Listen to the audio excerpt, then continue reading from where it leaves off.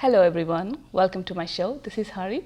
I'm here with you with another inspiring story. In this episode, we will learn a story about Nidhi Mehta from Seattle.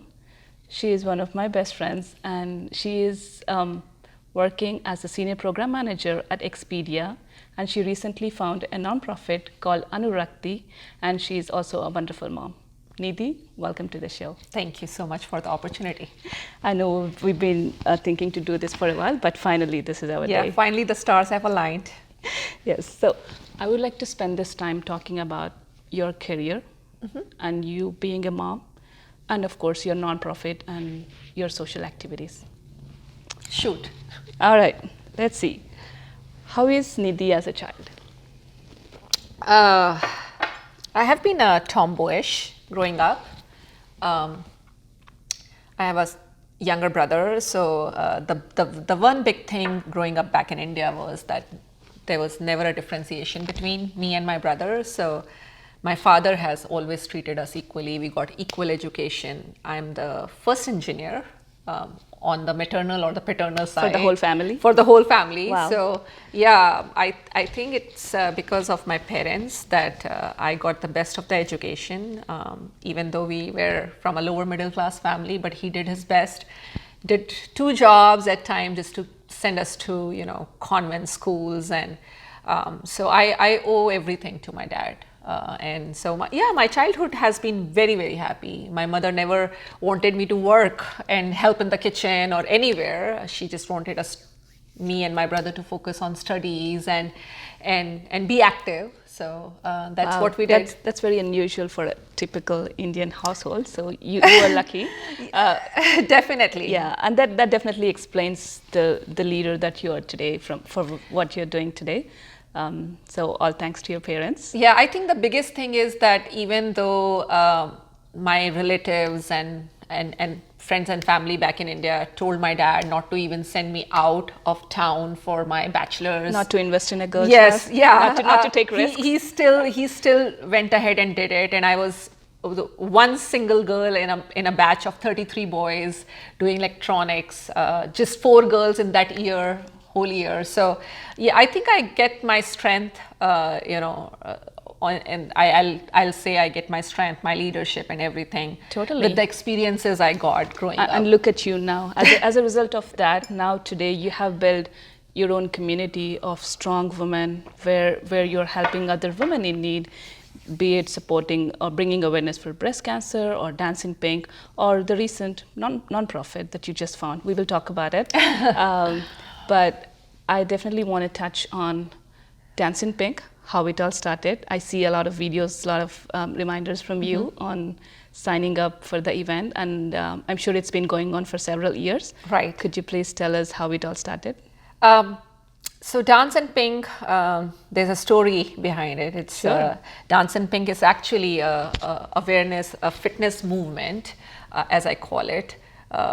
One of the very first child when it comes to community work. Did you start it? Yes, I did start it. I started it almost 10 years back. When I came back from India, I had never heard the word breast cancer. I have never heard about mammograms. And so there was a friend who was doing the Susan G. Komen 60-mile 3-day walk. And she requested for a donation because I think you have to raise a certain amount to walk. It's called the boldest walk because 60 miles is like 93 kilometers in three days. It's physically hard. It takes a lot mentally also to do it, as well as raise funds for an organization, Susan G. Komen, that puts the money in the research for the cure, helping women that cannot afford medical aid, low-income families and women who need mammograms. When was this? Like, when that did was, this- I don't, yeah, it's like what, 2011 was my first year of walking. Almost 10 years ago. Almost 10 years back. So did you have the awareness that you have today back then? No, Or I was it a didn't. new thing for you That at that first time? walk changed my life. I met survivors, I met fighters, I met people who were going through chemo and they were still there walking and raising awareness about it. It's like it's a wave of pink walkers, thousands of walkers doing this walk. So you just started it small and then you saw people. Yeah, so I think for me the biggest thing was not just fundraising. Yes, there's $2,300 involved in signing up for that walk because you have to raise that money. I think when I first signed up, my husband was quite supportive and he said, we always donate something to an organization, don't fret about raising the money. But for me, I think it was more about awareness. It was more about how can I pass the message, right? If I, living in United States of America, haven't heard about breast cancer and how to take care of your breast health, I'm pretty sure there are many women out there who don't know anything about it. Another big thing was how can I pass that message back home? Yeah, like you said, it's still a taboo in several communities. We don't talk definitely. about breast, we don't talk about cancer, Yeah. and it's still... just the words breast, right? Yeah. Speaking the word breast is a taboo. I don't know why. It's just a part of your body. But anyways, I think that started that movement that let's bring everyone under one roof, talk about breast cancer, talk about how to do self-examination. And the first event was a success. And then from there, we haven't looked back. The event brings a lot of different instructors who teach different fitness formats. I think not just about awareness about breast cancer, I think it's a movement that talks about how to stay healthy, how to be fit physically, mentally, and emotionally. So it's all a package, right? You can be physically fit, but if you are mentally struggling, if you are emotionally struggling, it doesn't take you anywhere. So as women, we have a lot, we pour a lot outside, so we need to pour something inside us too. Self-care, right? So self-love. And that's what the focus of the event is. Yeah, that reminds me of how our culture always makes women's self-care, making it a selfish act. A selfish act, or it always takes a backseat. Like you feed everybody in the home and then eat, or you don't come in the beginning, like Right. So it's great how you tied the physical health awareness, self-care into this powerful message. I would like to know, how is it received in the Indian community, this whole movement? Were you able to successfully pass the message? Oh yeah, definitely. The event picked up. I have been having sold out events. Every year I look for a different, bigger venue so that I have more people who can join. I think it's a event that brings women together. Right, I was going to say that it's a strong community. Yeah. It's celebration, it's awareness. Yeah. It's all good things in one package. Right. So yeah, as you said, celebration. It's more of a party, right? When you come there, we celebrate the survivors. We celebrate people who are fighting through it, their stories. We celebrate just us. You come there without any pre-notions. You dance through. There's a lot of different instructors who keep it more engaging, entertaining. There's a doctor on site you can talk to without any hesitation, and then it's all about passing a positive message. There's a lot of positivity. I think what the feedback I have heard, and every year I get some feedback, and it's always very uplifting, is people find it very positive. People look forward to it. People ask me questions. So when is it next time? Where are you doing it? I know with COVID, the things have dampened a little bit. But still you managed to do a virtual Yes, event. I am still doing it virtually. And actually, we have moved on to a monthly one because I now put it as a reminder, like a monthly reminder for people to check themselves that day. So I asked them, it's a free event. I asked them to just give me a promise that they have checked themselves. Awesome. Before they attend the event. So if they don't, I put them on spot. Yeah, well, congratulations for your Dance in Pink. It's not easy to get yourself tied to a movement and keeping it consistent for over the years. And I appreciate you for everything you do to bring in the awareness. Yeah. Look at you. You look stunning. Like I always see you prioritizing yourself, your health. you are an inspiration for several people in the community. So how do you keep yourself fit? First of all, thank you so much for the compliment. I think it's a lot of hard work. It's just keeping the focus, right, on yourself, because if women are the backbone of a family, so if you don't take care of yourself, nobody else will. You know, it will fall apart if something happens to you. So for everyone you care about, they need you, and for you to be available for them, you need to take care of yourself. So yes, I say one thing, right?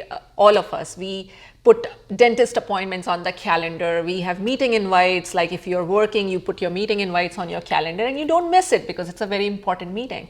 I just say that make an appointment with yourself every day, put it on your calendar and don't miss it. Yeah, it's simple. We don't do it because we don't see ourselves as important. So then there are no excuses, right? I also lead a group called No Excuse Moms in Seattle. And it's all about not making any excuses for your health. Oh, I didn't get the time, or my kid needed me at that time, or my kids were hungry, I didn't cook lunch. They'll figure it out. You have to grow up independent kids eventually. So you just need to make that appointment with yourself and not miss it. Next interesting topic. I've told this to you several times. I see your Facebook. I follow you even in real life. We meet occasionally. So parenting, such a huge topic. Looks so easy, but doing it's hard because you've told me this. Parenting doesn't come with a manual. Of course it doesn't. But you are the mom goals. I see you that you're doing everything. You tell me that you're still learning to be a parent, which is great. But I would love to learn from you. What are your top lessons of being a great mom? So definitely, I know it's a big question. I know you have put me on spot there. Parenting is definitely not an easy thing, as you also touched on it. None of us gave us a manual, right? When we became mothers, I definitely am learning. I will, I think, learn throughout my life. I think my kids make me a much better person. I am a better mom with my second kid than I was with my first one. But I think it's all about the generations are different. Things are not the same they were back in India. The same kind of respect, the same kind of, what we used to, right?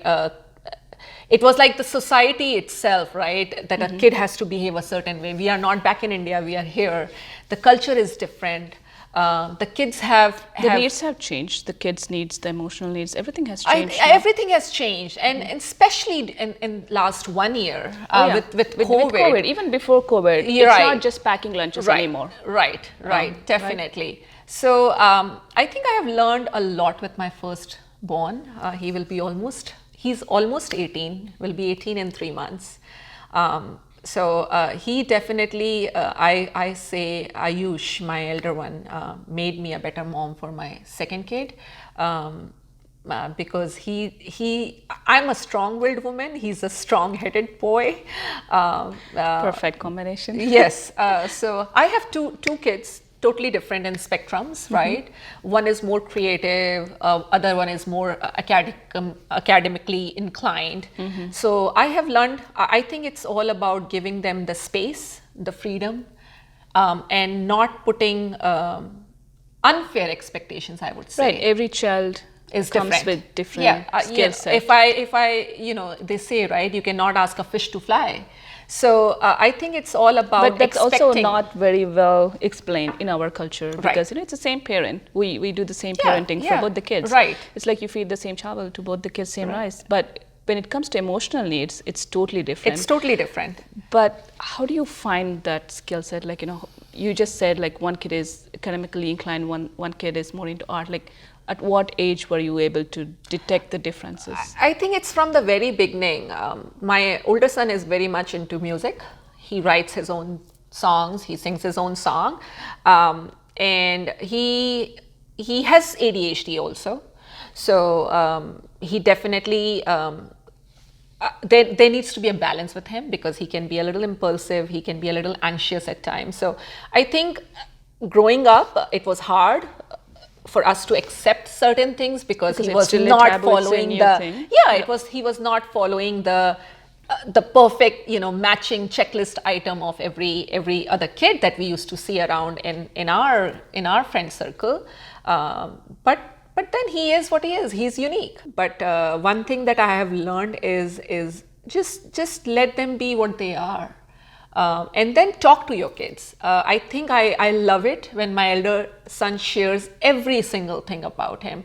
There are things that we don't see eye to eye to with each other. There are things that I really don't appreciate, but I know everything. But having that conversation, that one-on-one. I think just knowing that he trusts me enough to tell me that is a huge thing for me. Right. And as kids, they always seek for validation, and parental validation is the most important thing.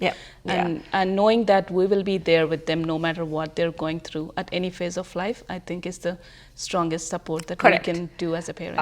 One advice that I will tell everyone is like I like to spend individual times with my boys. Like, I have Friday nights with Ane. I have something with Ayush. Just spice it up. Yes, you make it interesting. Right, you make the conversations. Thursday night, I ask my elder son to cook for us. Right, we do something on Mondays as Mexican Mondays. Like, do something with your kids, bond with them. And one thing I've realized is that they may not be available to you when you want to talk. But one thing that has always worked in my favor is that I am available when they want to talk to me. Wow, so just make yourself clear everything from your calendar. When they talk to you, they want to talk to you, just be present. That's a lesson that I'm gonna write it down. Definitely. And talking about parenting, I also wanted to ask you, how is it raising kids in America? Like, we coming from India, is ABCD a thing? What are the struggles that kids go through, or what have you observed within your own child? I think the struggle is real, no denying that. When we moved, as immigrants, we are still carrying that culture, right? We still living in that world, how we were, how we used to respect our parents and stuff like that. Then again, the language barrier, I would say, right? Our kids speak English most of the time, and when they are outside with their parents, when they're outside with their friends, the language they speak is different than when they come back, and it's not always easy to make that switch. So sometimes you get offended because obviously English doesn't make that difference of aap, in our culture, like how we do G and aap. There's no differentiation of elder and younger. So we might consider that offensive or yes, slightly we might disrespectful. Consider, and it happens, right? Initially, it's a shock, right? Because I think even like when me and my husband used to call our kids and they used to say, "What?" was That's offensive. still highly disrespectful. Was offensive. But what is like, what are you asking me, right? What do you want from me? Yeah. So it's more of a learning for parents as well. Yes. Yeah, raising Indian kids in America is definitely more challenging. Definitely, because I think it's hard for us to leave those values behind. And I'm not saying we should. We should not leave those values and also behind. It's equally hard to pass every single value that we hold on to. Because our childhood was in India, but their childhood is here. Right. We are in the corporate world. Like, we don't have to deal a lot of things that the children are going through. Like you said, in school, like, many of kids, they have this identity crisis and not knowing how to handle it. Right. So I feel like we don't prepare them enough. Correct. We don't have enough resources on how to handle this. True. I think there are unrealistic expectations, right? Being a brown kid, you cannot have this. Like, truly speaking, I was like that too. I told my son when he was 12, when we were having that adult chat of, about puberty and going through, I said, you cannot have a girlfriend till you are 16. What was the reasoning behind that? I don't know that myself, but I just didn't want him to be like, going out. And I think it's totally unrealistic of what I said. I would not say that to my younger son.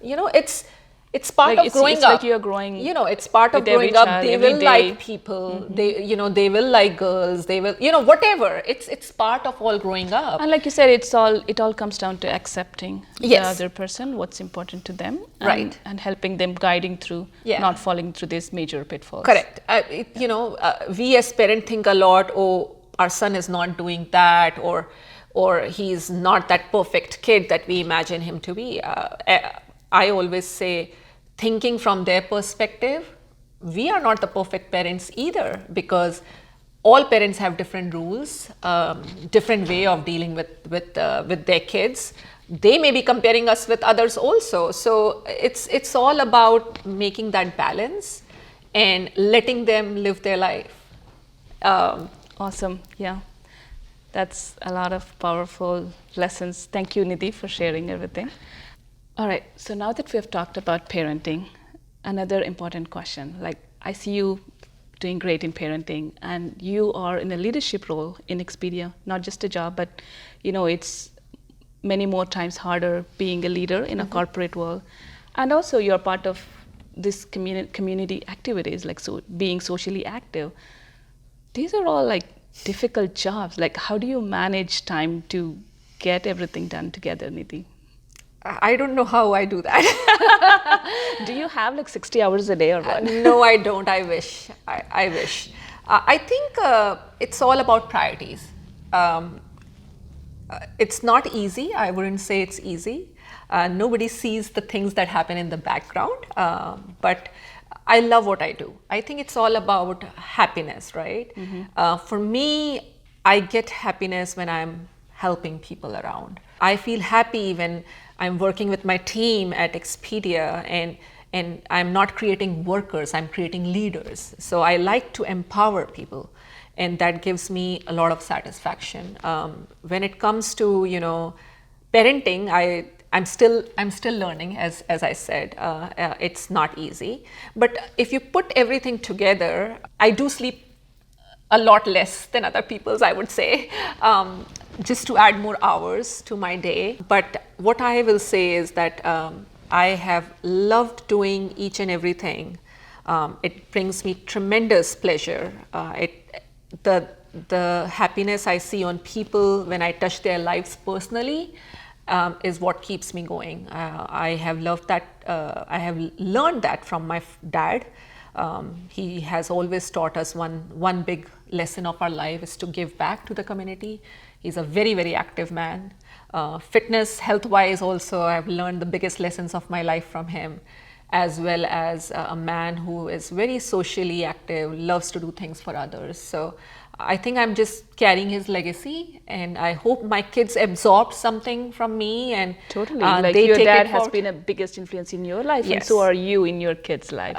I hope so. I think it'll hope definitely they pass absorb along. a little bit from me, and they carry it forward. So Totally. that's why I put in so much effort. Yes, appreciate everything that you do, and you have always been a rock star. Yeah, I also want to learn from you, or for people like who are early in their careers, like what does it take to be a leader in a corporate world in America? I think it's just identifying your strengths. I was lucky enough that I had somebody recognize what I am good at, and then being vocal. Just having a voice, I think, puts you in a spotlight, right? Just not being scared of asking questions, not being shy of things. There's no silly questions. Ask questions. Reach out, find a mentor. The one big thing, and I do mentor. I'm in the mentorship plan at Expedia. I'm mentor to multiple mentees. I think find a mentor, talk to them. There are times when you don't exactly know what is good for you, what your strengths are, and somebody else can give you that advice. So I think just as career-wise, what you are passionate about, what your ambitions are, just align them together. And I always say, do something that you feel proud of. Do something where you feel you're adding the most value. And for me, it comes with coaching. It comes with empowering. And that's why not just my work as a program manager and leading a team, I'm involved with women at Expedia in leading and learning. I am also part of their inclusion and diversity team. I'm one of their allyship champions. So something that gives you pleasure, right? Something that gives you that peace of mind, that happiness inside. I just say invest in that and make that as your career. I think it's really important what you just said. Maybe at the beginning of the career, we're still learning, we might be shy, but developing a voice for yourself and knowing yourself better and having a mentorship, those are three powerful takeaways from this conversation. Correct. And the one thing many of us, and I being one of them, sometimes it's very hard for us to take risks, right? We think about if and buts. Yeah. I say take a risk. Take a risk. Yeah. If you win, I want to say we weren't trained to be risk takers, especially women. Brown women. Right. I say take a risk. If you win, you will be happy. Yeah. If you don't, you will be wiser, right? Yeah. You got some lessons to do. You will only do it differently next time. Yeah. So for me, I think just follow your instincts and follow what gives you happiness. That will eventually lead you to the way you want to be. Love it. Thank you for sharing that. And then moving on to the third point of your triangle, social activities. So is there a particular incident that triggered you? I know your dad has always been socially active and you acquired some of those traits, but you, after becoming a mom and having a full-time job, like what made you spend more time in giving to the community? Is there a particular incident? I don't think so. There's a particular incident. As we have talked a little bit about it, I have a huge influence of my parents on my life. I owe everything to them. They have brought me and made me who I am now. But and I'm my dad's shadow, so he's always been active and giving back. I think it all started with hearing about my friend's mom going through breast cancer, then hearing a friend doing this huge walk for breast cancer awareness, and it started from there. And 18 years, almost actually 19 years back, when I came to US, I didn't find very inclusive communities. People had groups and friend circle, and it was so hard to being a part of those groups, right? There was some kind of, like an outsider. There is always a fear. Not just I was an outsider, not for this culture, but I felt like an outsider even in my own community. So at that time, I had experiences that have made me like, I want to be more welcoming, more, helping and supportive to anybody that's new to this country or anybody that needs help, because I have been at a place where I didn't have any avenue. So you wanted to be that person who wished you had. Right. And I live by this motto. It has been my signature for years now.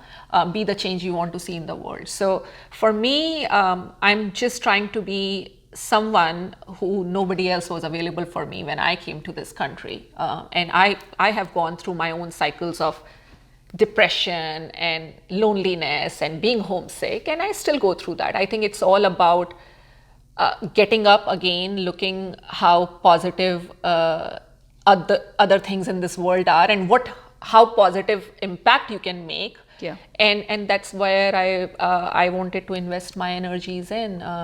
Again, we all have a purpose in life, and when I leave, I want to have lived a full, a complete fulfilled life, and people remember me for who I am, and give back to the community, and give back to the same community and pay it forward, and let's keep that chain going. Totally. Yeah.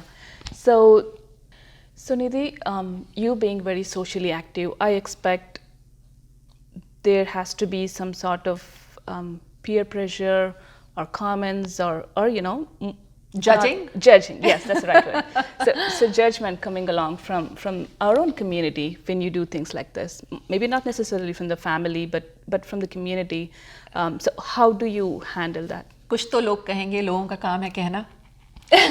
So Yes, I agree. I think we talk about women empowerment, and we say, we should be there for our sisters, our friends, and other women in our community, and uplift them. But yes, That's there's a lot of that's judgment not the full involved. story. That's not the full story. I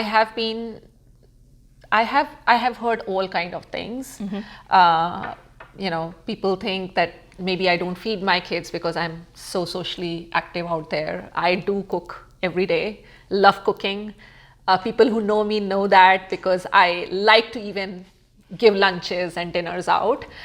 And then I think there's a lot of judgment around, maybe the husband does the household work and that's why the woman is out doing all these things. Yes, I have a balanced household, but being a woman and especially the responsibility always falls on us women. And so, as I say, people do not see the backstory. They always see what's happening in the front, the happy stories outside that you publish on your social media. And there's nothing wrong in it because you want to pass positivity around. I do have health issues. I have I also struggle with mental health like everybody else does, and especially in COVID times. But I think it's all about why does it matter? Because people will say something matter or other. what you do. The moment they start talking about you, that means you are much above them, right? And the one other thing that I have learned, and I'm still learning, is and I teach that myself. I preach about it, that be kind, be empathetic, love people around you, do not judge them. But I will also suggest don't trust everyone that comes into your life. I have made those mistakes myself, but it's all about being helpful, being supportive, but draw your boundaries. Right. They are very important. I think boundaries are very important in every relationship, whether it's a relationship you are having with your family, or you're having with your friends and outside folks, and especially for people who are like you and me, who are out on the social platform, sharing our public life. There's definitely feedback, and that feedback can be nasty. Yeah, I think it's all about how much do you want to absorb or Right. take it in. Right. That's a key lesson that everybody should learn. Correct. Like, you need not respond to it. You can ignore it. Ignorance is a bliss at times, I will say. But then don't take any bullshit too, right? Sorry for the language, but it's again drawing the boundaries. How much will you take it? I have unfriended people, I have blocked people, and I don't have any shame in saying that yes, people affect me. I am somebody who carries my heart on my sleeve. I get attached to people, but then I've also learned that if it brings you down, if it taunts you up and takes you away from your purpose, then they are not meant to be on your path. So don't be guilty of Saving every relationship. saving every relationship. Yeah. You have to let go. You have to let go. And I know some friendships and relationships, they start on a good note, good foot, but they can get toxic, and you need to identify when it is toxic. Like you said, when they're not serving your purpose, when they're tearing you down, it's time to break up. It's time to break up. It's time to let go, because sometimes they say you can water a stone as much as you want, but that stone will not, there won't be any flowers that come out from that stone, right? Totally. So again, do not let your kindness get affected by that. Do not be unempathetic to people. Right. There are two ways to go about it, right? Yeah. You did your job. Yeah, you can give back the same way, and be unhappy about it. Yeah. Or be ultimately, you will sleep much better. You won't have a regret if that you forgive and you let were go. rude, you were unkind, and then I think every human being has its own soul, consciousness, and you are doing what's best for you, what your soul is made of, and just go with that. The one other thing I'll tell everyone that has given me, when I have my low days, and Hari knows, yesterday was not a really good day for me. When I got up from bed this morning, the first thing I told myself, I'm a very strong woman. This will be a better day. I will have a great interview with Hari, and the world will be a much more happier and nicer place. So say some affirmations to yourself. You need it. You need to tell yourself, as you tell your kids, you're a brave boy, you're a good boy. You need to tell yourself too, you're a good girl, you're a good mother, and everything will be fine. Yeah, those positive affirmations, I can even attest. Nidhi doesn't tell to herself, but I know you tell me, like, you keep telling me you need to start believing in yourself, so it happens. So thank you for all the positivity that you bring to me when I'm having my low time. I appreciate everything. We are here for each other, right? Totally, yeah. And again, you being socially active, like what you project on social media, it's all good, it's all bright, it's all vibrant, but you just mentioned few words which might be shocking. Like you have your mental lows, like you have anxiety, you have depression that nobody talks about. Like you do all these emails, that means you are perfectly fine, which is not. Like nobody talks about the other side of the story.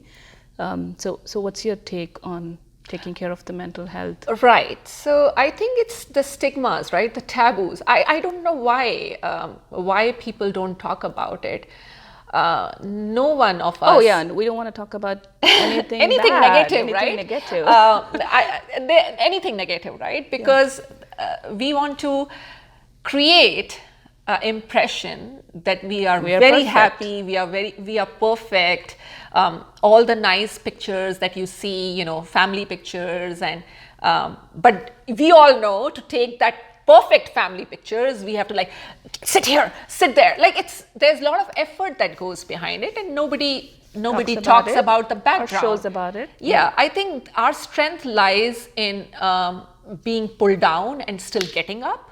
And I still believe women have much more strength than men do. So actually, I feel boys, like my sons and the men, need more help when it comes to mental health, because it's like that's again another stigma around men, right? Stigma like, around men that. can't cry, men can't be weak, men can't rely on someone else for their uplifting. Correct. So I think it's recognizing, first of all, that I am going through a low period. There are negative thoughts inside me. Recognizing that first, that it can happen. It can happen to you also.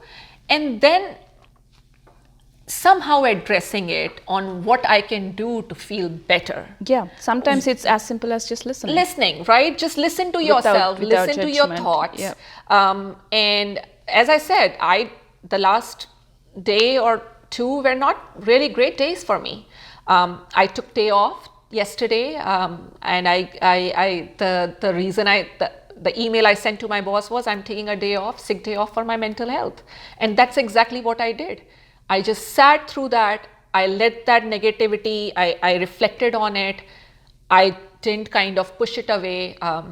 I had my Zen moment when I spoke with my dad, and he said, you cannot be weak. I have raised you as a strong woman, and you need to bounce back, and people see you as somebody strong. And again, there was no pressure. He was just trying to give me examples that people look at you as a strong woman, and that's what you are. And these tiny little bits, things here and there, and moments here and there don't define you.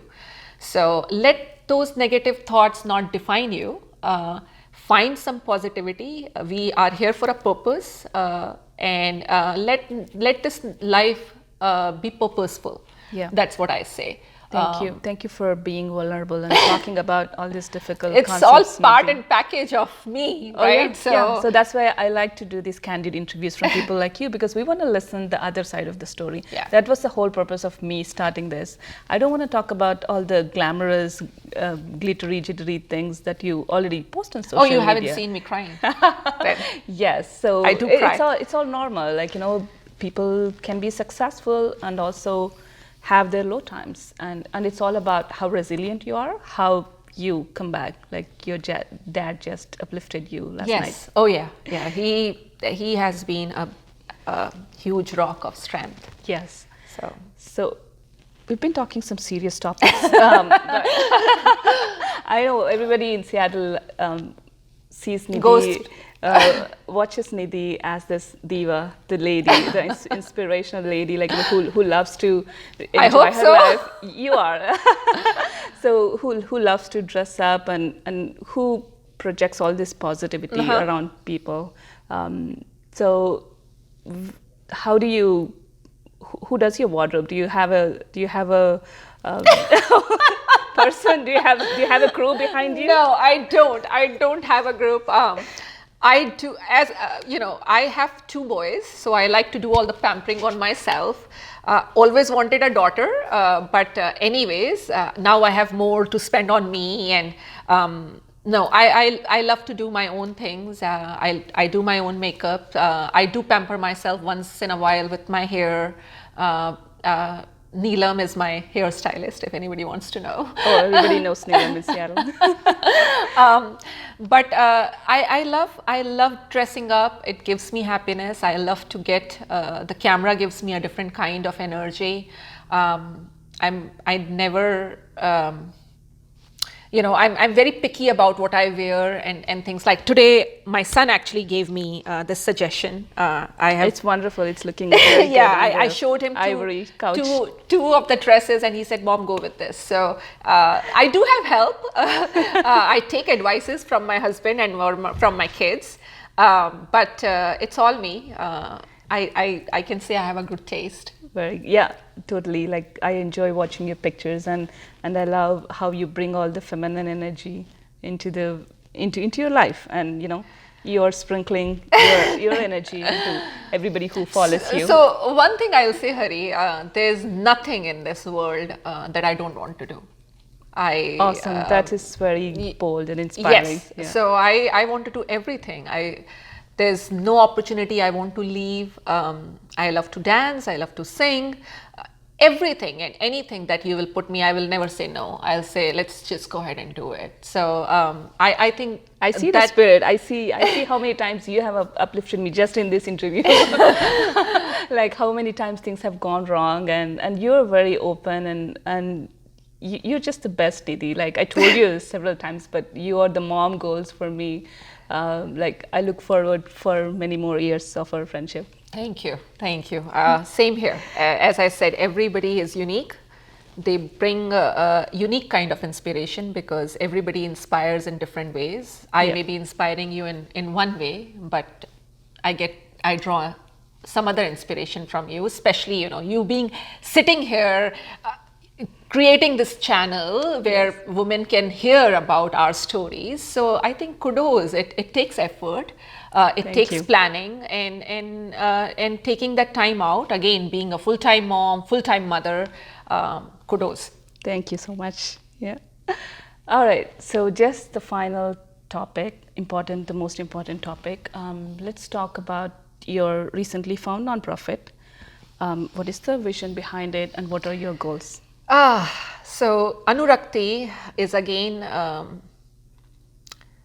a new baby of mine, a dream of many years that came together during this COVID time. So few things that really COVID gave me was like the time to spend it with my family.